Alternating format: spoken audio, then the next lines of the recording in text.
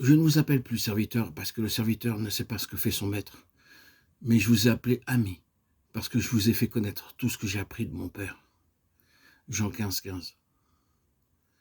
Le Seigneur désire que nous jouissions de son amitié et que nous partagions ses secrets, tout comme le font deux amis intimes. Pour cela, nous devons apprendre à lui parler librement et à entendre sa voix clairement chaque jour. Nous devons être conduits par lui en tout détail de notre vie. Si jour après jour, nous passons notre temps de culte personnel dans un esprit de prière, et si nous prions le Seigneur Jésus-Christ, nous parlera par sa parole et nous montrera beaucoup de choses secrètes et cachées aux sages et aux intelligents.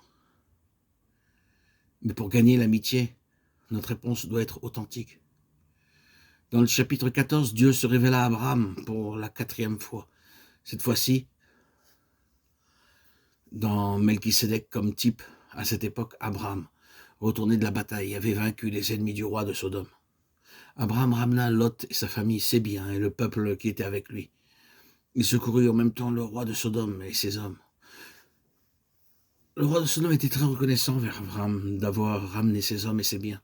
Il vint vers Abraham et dit généreusement, « Donne-moi les personnes et prends pour toi les richesses. » Ceci aurait pu être une grande tentation pour Abraham, mais Dieu l'avait préparé en lui parlant par Melchisédek. Jésus leur dit, « Je suis le pain de vie. Celui qui vient à moi n'aura jamais faim et celui qui croit en moi n'aura jamais soif. » Jean 6, 35. Comme nous le voyons d'après Hébreux 7, 3, Melchisédek était sacrificateur du Dieu très haut. Il est sans père, sans mère, sans généalogie. Il n'a ni commencement de jour, ni fin de vie.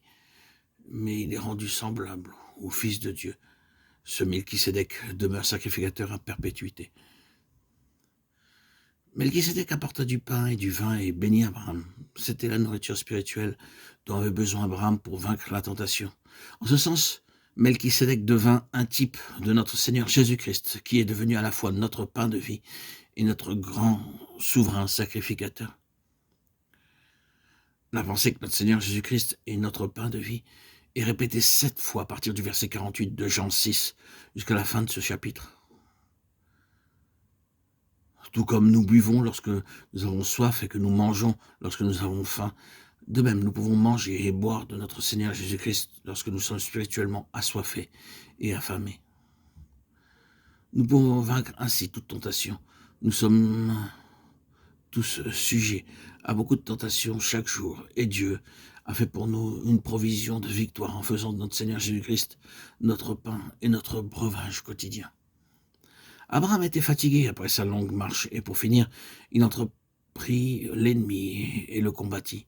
Abraham ne refuse pas les richesses parce qu'il était riche et qu'il n'en avait pas besoin, mais parce qu'il voulait montrer qu'il était entièrement et complètement dépendant de Dieu pour tous ses besoins. C'est la première pensée